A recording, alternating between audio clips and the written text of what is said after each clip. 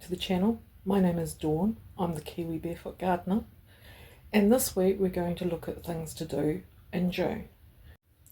So today I'm starting out in the greenhouse and we're going to have a look at a few things that can be done here in the month of June.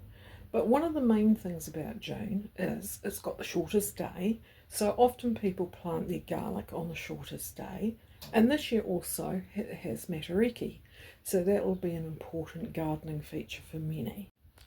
I won't look at how to plant garlic this week, but I am planning to do it next week. So depending on what part of New Zealand you're in, you may still be able to plant outside lettuce and other vegetables such as beetroot and peas, but if you're in the further south like myself, most of my veggies for the garden are already in. However, I am still planting some stuff in the greenhouse and hoping that it can be protected. So currently in my greenhouse I've got some lettuce, they're just little gems, and also I have put in, and I showed I think a couple of weeks ago, my pak choi, and it's slowly coming away quite nicely. It seems to have settled in there and put some roots down, and just sitting out on the bed to give it a bit more light was the lettuce seedlings from last week that were starting to look a bit leggy. I'm hoping that they'll bulk up a bit and look a bit stronger, and I'll be able to plant them on soon. I always grow my mint in pots. When we had our first home, the garden had mint in there and it had been planted in ground, and it was dreadful. It was everywhere. It would pop up in the cracks in the concrete, and so I learnt my lesson very quickly that mint needs to be kept in a container, and it doesn't just have to sit in a pot on a path or anything like that. In my last place I had it in a pot, but I planted it in the ground so that the roots would keep cool over summer, and I used to get some really excellent crops from it over the summer, but it didn't last over winter because we just got too severe frosts. But every spring after a good cutback it would come back. So over the next couple of months you need to start thinking about pruning back your fruit trees. Now at the moment mine still have quite a lot of leaf on it, and I probably won't do it till July, but people who are further down south, they might already be at the point where the leaves have fallen all off their trees and that the trees are dormant. So before the weather gets really horrible, they may want to consider starting pruning their fruit trees for the year. Now I showed this rose last week in the garden tour. As you can see, it's still going strong. It's not had any dieback with the cold, and I'm going to leave it for at least another 6 weeks before I actually even think about giving it a prune back. So a few weeks ago I thought I'd give this all a really good weeding and pop down some well-rotted 2-year-old pea straw, hopefully to prevent the weeds over winter. However, the weeds have had another idea. Hence I'm going to have to do a bit of weeding today. Now one of the reasons why I like using really old pea straw is because the field peas have usually done their thing. I just leave it around the back alley and they sprout and die back over the summer for a couple of years, and then that's it. I don't have a lot of extra growth from them when it gets into the garden, though I do notice one's popped up there, so that'll be a goner today too. I'll pull that out. One problem that can occur with roses is that you get the big soft shoots. I've let that one go a bit long, but it's going to be cut off today. I often get them in spring and high growth times, but for some reason that's the only one that's on there at the moment, but I'll cut that back. I won't actually be doing a full prune of my roses till around mid-July, and then I'll give them a good haircut. Look who I found in the garden. Well, he's not really in the garden, he's sitting on the window above the roses. He's gorgeous. While the roses here in coastal Canterbury are not ready to be pruned, there's many other things that do need to come out of the garden. All your annuals that have gone over, just generally tidying up, making sure that your garden beds are clear of weeds, and it's a good time to mulch You can either mulch like I have here with the pea straw, or you can put on some of your own home compost, or you can even use a cover crop like Phacelia or the broad beans, the field beans. They're good.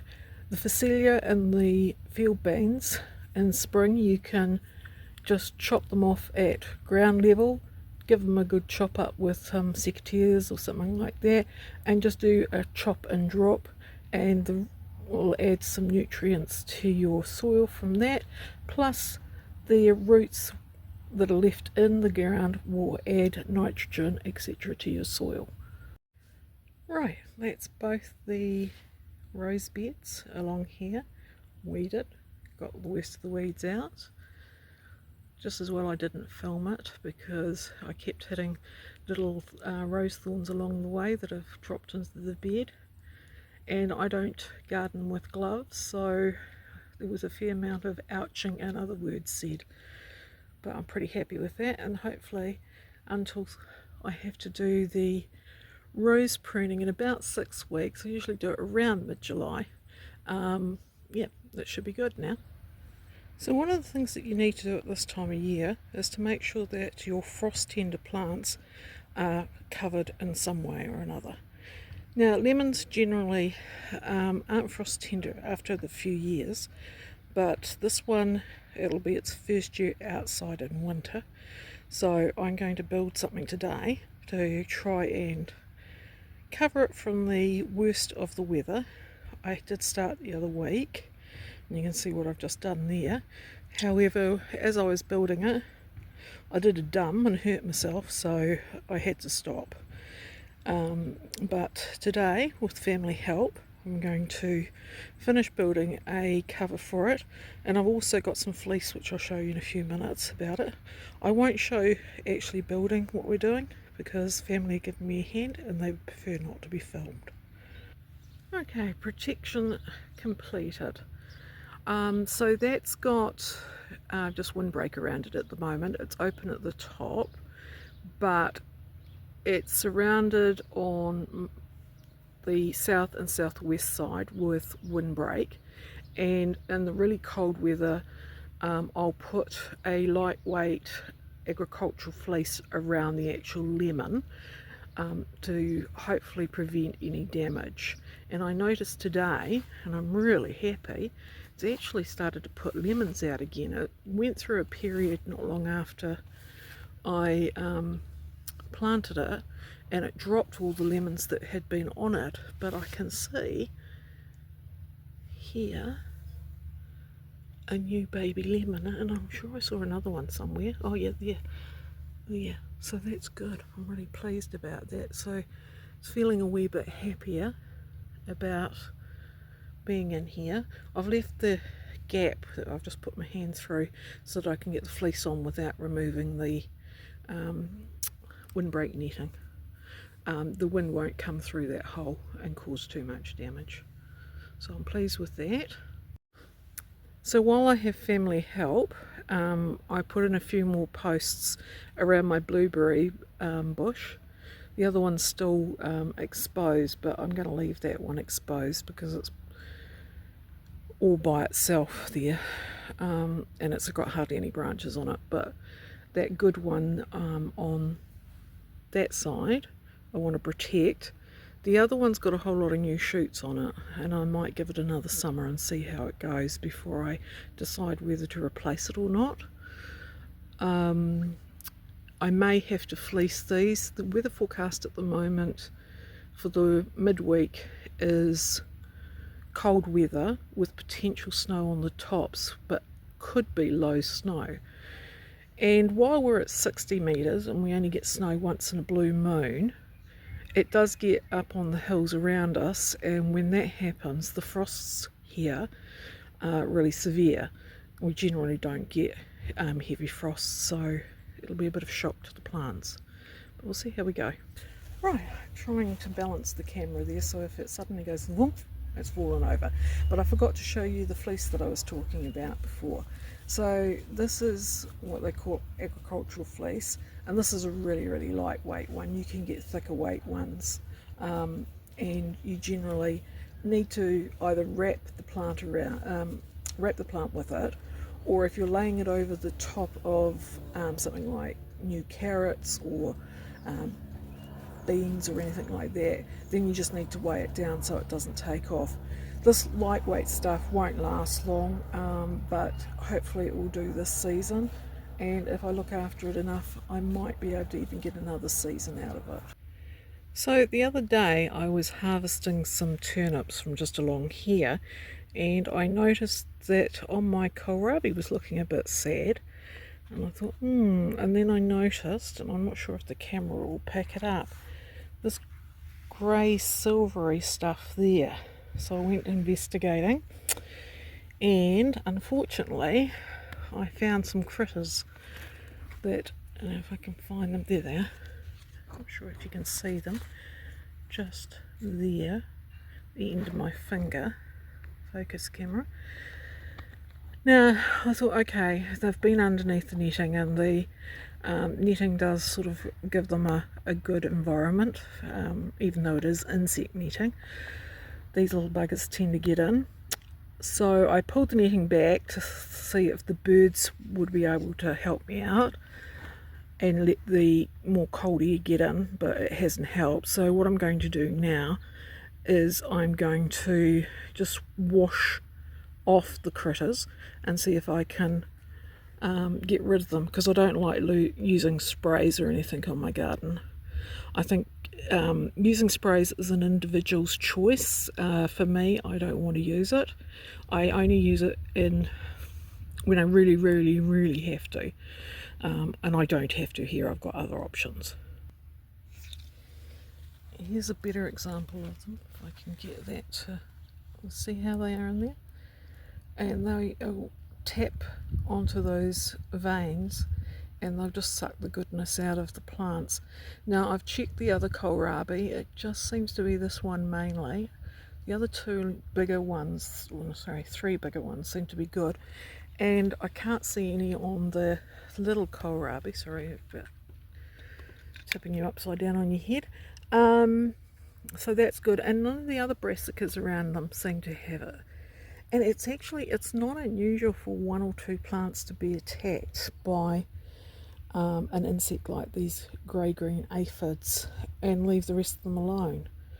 So I'll see if I try and show you how I do it, and I'm sure a lot of you know how to do it, but for anyone who doesn't. But as I said earlier, I don't have a tripod, and I don't think I can pop the selfie stick in the ground and for it to stay there without it falling down.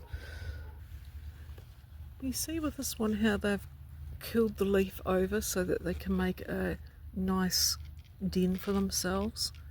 That leaf should be flat out straight. So as I wash them off, I'll also do a lot of squishing. It's pretty messy, but it does get rid of them if you do it frequent enough. So I'll probably have to do it again in a couple of days' time. Right, that job done. A bit messy. Managed to spray myself with more of the water than I did, I think, the plants. Now there are lots of other ways that you can get rid of those green-grey aphids. Some people use a dilute soapy solution, and there's multiple other home remedies on the internet. I found that just washing them off every couple of days till I get them under control usually does the job, so I'm quite happy with that. It's a nice warm day today, so I'll dry off quite quickly, and it's meant to be fine for the next 2 days, so I'll have another go on Tuesday. And maybe the cold weather might knock the rest of them off in the later part of the week. If not, I'll check them out after the bad weather goes through and see if I have got on top of them. So I'm also potting up some brassacas. This is winter broccoli. I don't want to put it out into the garden yet. A, it's a bit small, and B, because I've still got broccoli going, but what I want it for is to replace the stuff I remove. And yes, I know that once you've taken out the main head, you can get lots of small ones, but I would like to replace at least half of them so that I can get more big heads later on. So that will be something that I will pot up from the little 6 cell into a big 6 cell, and then I will keep it in the greenhouse and protect it from any cold weather that's coming along. So generally when you're potting up or potting on brassacas, or even planting brassacas directly into the garden from a 6 cell or any other pot, it's okay to actually plant them down like I have here, so almost to the first true leaves, because as I've indicated in previous videos or earlier in this video, brassicas don't like to wobble. They like firm feet. So if you have them long and leggy like these ones here, there's more likely to have a bit of root wobble. Whereas if you plant them down like that one, that gives it a bit more stability. Unlike tomatoes, and they won't put out extra roots or anything. It's just for stability of the plant that you do it. Well, it's Friday already. The week's flown by. Don't know where it's gone. It's definitely coffee time. You'll often see me with a cup of coffee in the garden, or a cup of tea. One of my favourite things. So this morning was one of our first real frosts for the coastal Canterbury area. Nice and white, and we're now just waiting for the predicted bad weather to come through. But all my frost tender plants are wrapped up nice and warm in their fleece, and I've been out to the greenhouse and closed everything up, so I'm hoping that it will protect it from A, the cold from the cold weather, but B, the post cold weather frosts that we'll have. The response to the videos has been amazing. I really appreciate it, but if you could comment, like and subscribe, which is free, that would be awesome too. It all helps towards the channel being seen more. The links for the different things will be in the description. Unfortunately, because my channel is new and hasn't been running for more than 2 months, YouTube won't allow them to be clickable links, but you can copy and paste them into what you're doing. In the links will be some stuff about what to plant in June, and some of them will have specific areas. And I've just been photobombed by the cat. That's Lou. So some of the websites you can click on, and you can click on the area you are, and it will tell you what you can plant specifically in your area. But do remember that every area has specific microclimates. Next week I'm going to be talking about garlic and looking at how to plant garlic, the different types of garlic. So thank you again for joining me this week, and I hope you have a happy and safe week, and I hope to see you again next week. Cheers.